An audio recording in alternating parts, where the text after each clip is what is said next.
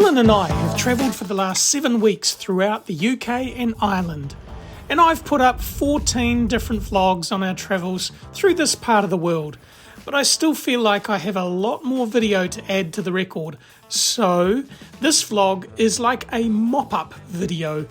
All the other footage of other interesting stuff that didn't make it into a standalone video can be found here. It's a vegetable soup of leftovers, if you will. Stratford-upon-avon in Warwickshire. Obviously this place is incredibly famous for being the birthplace of the bard, the man, the legend that is William Shakespeare, and his presence is everywhere. Hey, if you got a thing, why not flaunt it? Apart from the William Shakespeare thing, it is actually a really nice place to visit with some staggeringly old buildings lining the central thoroughfares.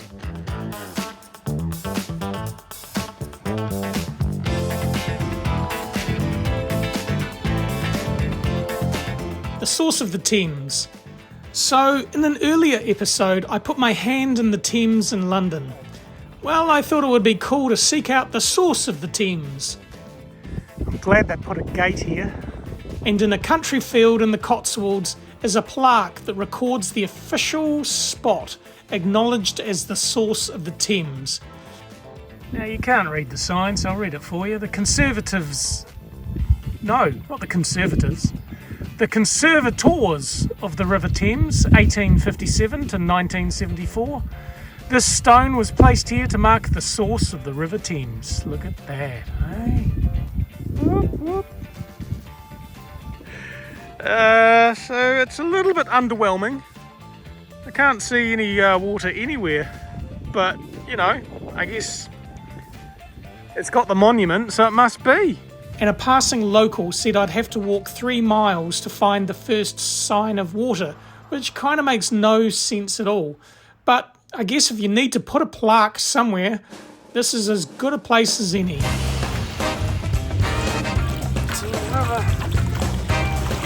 The Cotswolds are an area of outstanding natural beauty. Mr. Google says that it is an area defined by the bedrock of Jurassic limestone that creates a type of grassland habitat rare in the UK.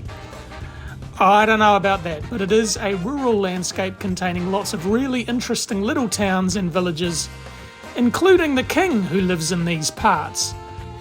We drove past his house, Highgrove House, near Tetbury, but all you can see is a very high wall, and I didn't see a doorbell on that wall. Castle Coombe is a famous little town that seems to typify the average Cotswold village. It's also been used as a backdrop to various TV shows and films.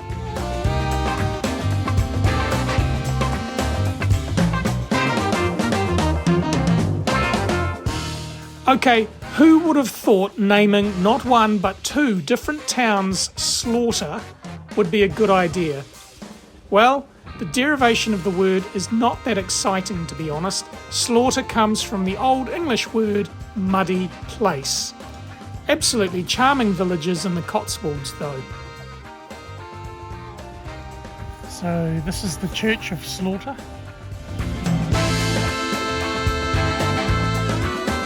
Burton-on-the-water is such a small little village in the Cotswolds, but it just gets swamped with a gazillion tourists that come to check out how quaint that village actually is.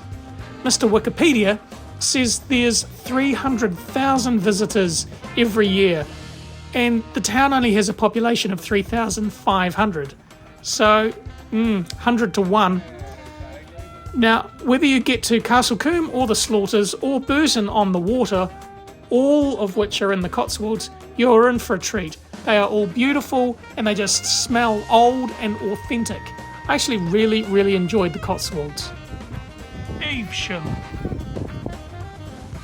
This place is a modern town in Worcestershire that is the site of a very large and important abbey that was destroyed a few hundred years ago, but you can still see the ruins of it today. It must have been impressive in its day. But it was also the site of a famous land battle where Prince Edward quashed the rebellion of some guy called de Montfort in 1265. So it's famous. It's also quite a cool little place to investigate. Chester is in the northwest near the border with Wales. We just popped in really on our way from somewhere to somewhere else, but this is another one of those incredibly old English towns having a link back to the Romans and beyond. By the way, Daniel Craig was born here, though I didn't see him.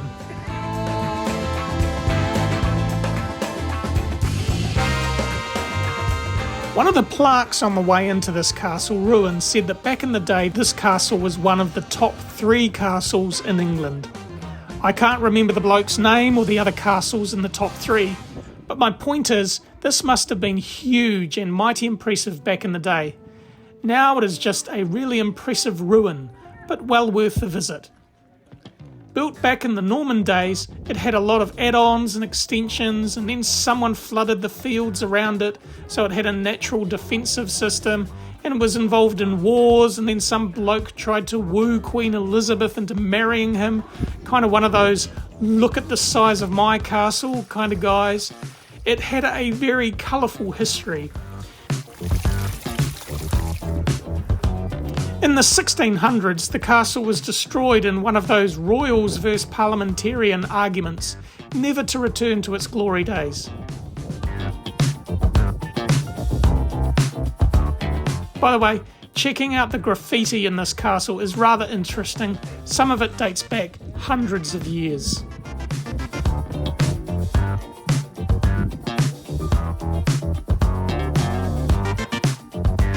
Graffiti from 1753.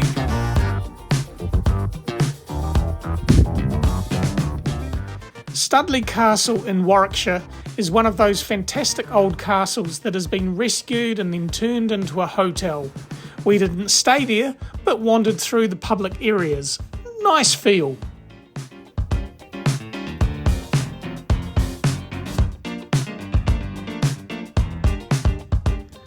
Coughton Court is one of those old English homes that has been purchased by English Heritage and is now open to the public.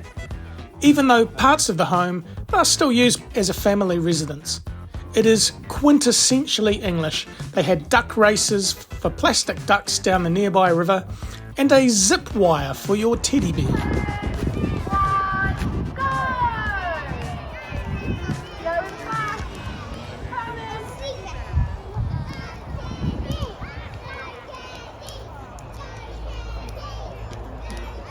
Just so English it made me giggle.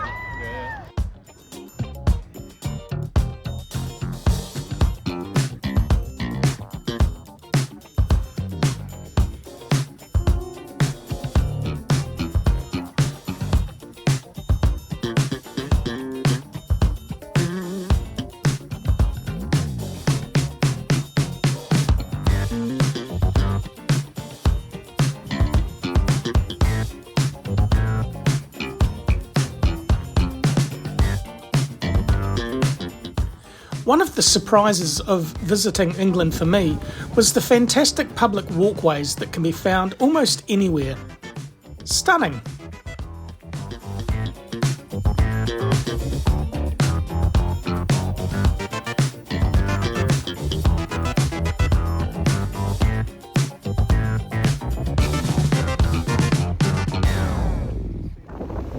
Blackpool.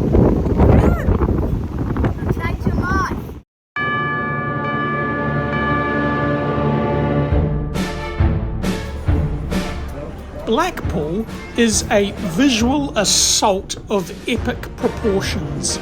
There is colour and noise that overwhelm the senses. It is a place I've heard about for years on British TV programmes as a holiday paradise. Perhaps it was 40 years ago, but I found it to be a bit tired and run down. The 3 piers, creatively named North, South and Central Piers, are full of amusements, as is the road along the seafront, and they certainly are well frequented, but it just wasn't my cup of tea. We'd originally planned 3 nights here, glad we pulled it back to 1. Wide line 6 and 8, 68. Red on its own, out for doors, number 6.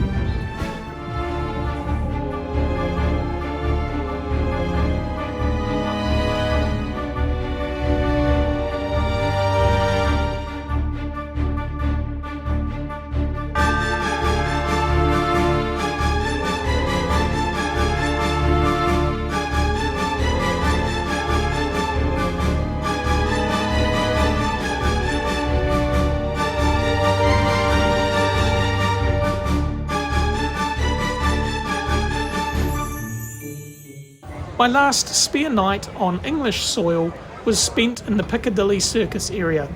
I naturally gravitated towards the street performers, who I found really entertaining.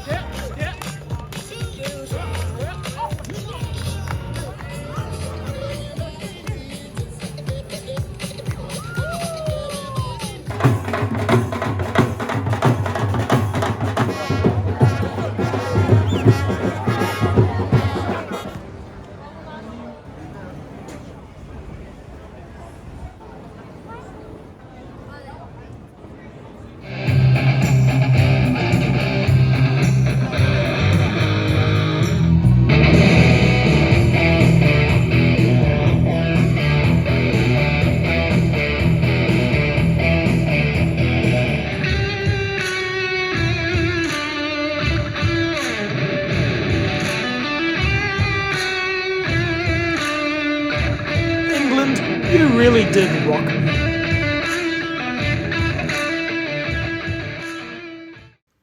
Huge thanks to the folks that hosted us in England.